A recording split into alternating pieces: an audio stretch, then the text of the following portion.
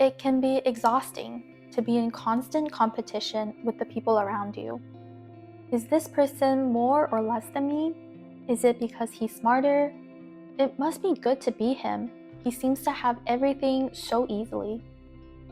These patterns of thinking are probably not foreign to anyone. We humans are social animals, and it can be very natural and even instinctive for us to place ourselves in some sort of social hierarchy with the people around us. But at what point did these thoughts become too draining and destructive? And how can we prevent them from keeping us in this loop of despair and anxiety? Put the focus back on yourself. When I'm in competition, I'm in this fight mode. I'm trying to be better, I'm putting on this stance, my body's all tensed up and activated.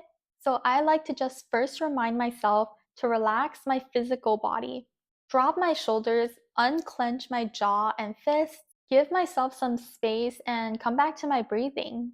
Come back to thinking about my own path because I know my path is different from anybody else's. So comparing myself to others would be like comparing water to air. And I learned the clearer you are about what your path is and what your values are, the less likely you are to be distracted by other people's achievements or luck. Admit and accept. Sometimes you might not even realize that you're comparing yourself or that you're in this state of jealousy.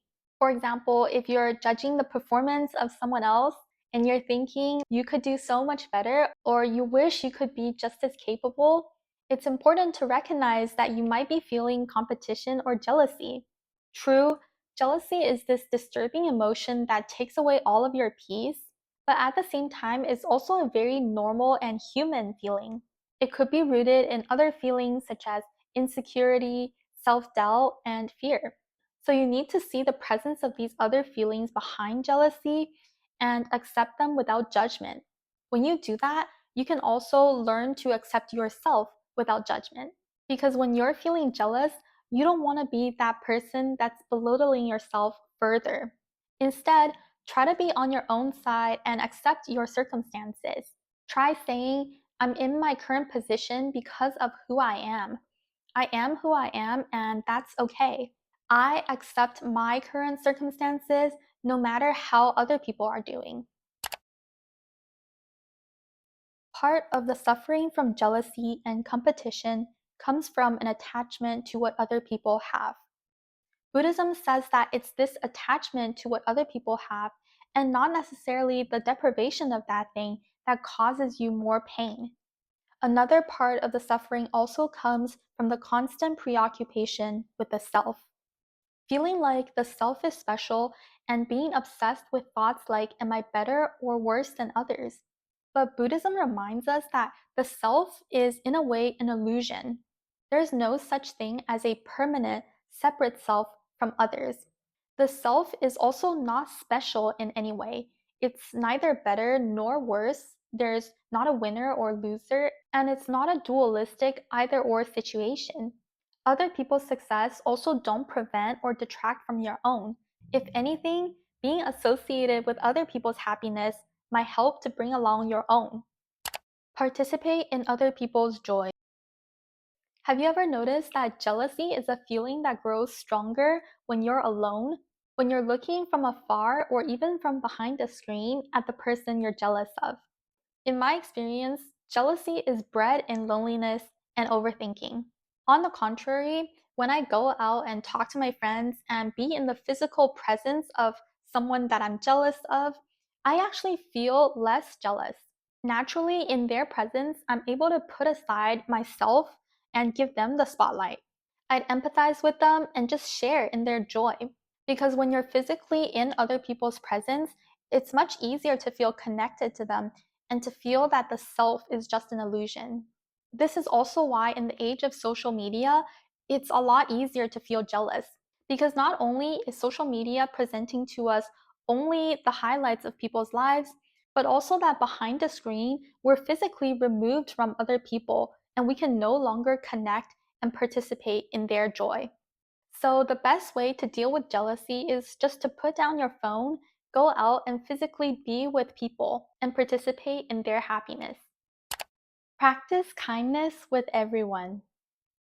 So, Buddhism says that we need to practice the act of wishing other people well, including our enemies.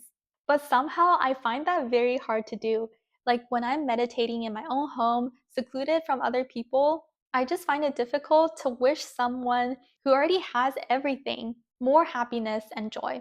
So, again, I think the key is to go out and be amongst people, seek out friendships, and more importantly, practice being kind to everyone equally. Whether or not they have what you desire, or you instinctively feel like you're better or worse than them, treat them with the same attention, empathy, and kindness. Pay attention to not subconsciously treat people differently because you deem them to be less or more worthy, less or more capable, or any other characteristic. In that way, you're also teaching yourself that there's not a big difference or there's nothing to fear in a position of scarcity. Allow yourself to come last. This is my personal favorite way to deal with jealousy, is to intentionally place myself in a lower or more humble position. I like to suppose myself being that least and most insignificant person in the room.